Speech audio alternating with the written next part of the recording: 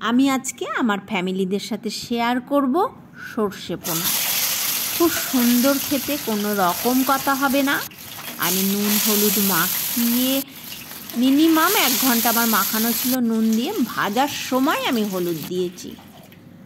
আর মাছগুলোকে ওইভাবে ছেড়ে দিলে খুন্তির সঙ্গে, তাহলে কি হয়, তেলটা ছিটকে যায় না। আর সর্ষে লঙ্কাটা ছিলে বেটে আমি ছেঁকে নিয়েছি। আর ফোটার পরে হলুদ দিয়েছি। এবার সর্ষে লঙ্কা হলুদ ফোটার পরে মাছ দিলাম। গোটা গোটা কাঁচা লঙ্কা দিয়ে লবণ দিয়ে আমি মাছগুলোকে ফুটিয়ে নিলাম। আমার এবার কমপ্লিট হয়ে গেছে। এবার আমি ওপর থেকে আমি একটু সর্ষের তেল ছড়িয়ে দেব।